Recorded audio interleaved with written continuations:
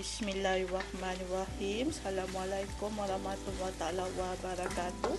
Hakim dan rakan-rakan YouTube sekalian, hari ini untuk buka puasa kita nak masak ikan keli belada. Jom. Okay, kita goreng dulu ikan keli kita. Saya ada 3 ekor ikan keli yang saya dah bersihkan. Saya dah lumur dengan tepung, jagung 2 sudu, kunyit 1 sudu, setengah sudu garam. So kita biarkan ikan keli ini masak dahulu. Tip goreng ikan keli ni, kita biarkan dia betul-betul garing, baru kita terbalikkan. Jadi kita terbalikkan hanya 1 kali sahaja. Ini adalah untuk mengelakkan ikan tersebut dari hancur. Jadi kita biarkan dia betul-betul masak dulu, lepas tu baru kita terbalikkan. Jadi kita biarkan bahagian yang sebelahnya masak dulu, lepas tu baru kita angkat.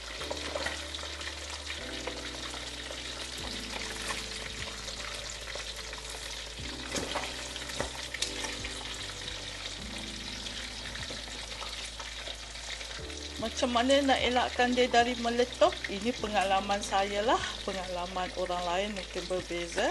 Saya memang frozenkan ikan keli saya sekurang-kurangnya semalam sebelum saya masak, bagi memudahkan lendir-lendir di badannya dicuci. Hilang, habis. So bila lendir tu tak ada, dia tak meletup, insyaAllah. Sementara tumbuk ikan keli masak, kita akan tumbuk kasar dalam 5 biji bawang. Meletup juga, itu kerana air dari tangan saya. Ikan keli dah masak, jom angkat. Saya tak nak dia garing sangat. Kita angkat dah ikan keli kita. Tutup api dululah. Saya terlupa nak tekan record tadi. Saya dah tumis lada untuk ikan belada kita. Saya tumis bawang kecil 5 biji yang kita tumbuk tadi, campur setengah sudu besar bawang putih yang saya dah blend sebelum ini. Okay, kalau tak ada, boleh guna 2 atau 3 ulas bawang putih. Ini adalah 2 sudu setengah sambal merah. Kalau tak ada sambal merah, boleh guna ibu sambal atau cili bo. Okey, kita biarkan sekejap.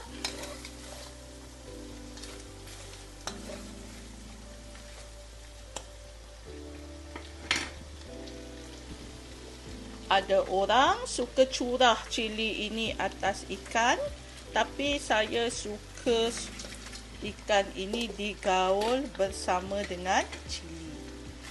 Okey. Kita gaul sikit ikan ini.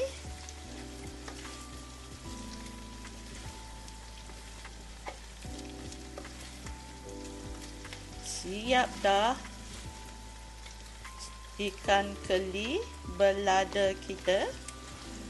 Selamat mencuba.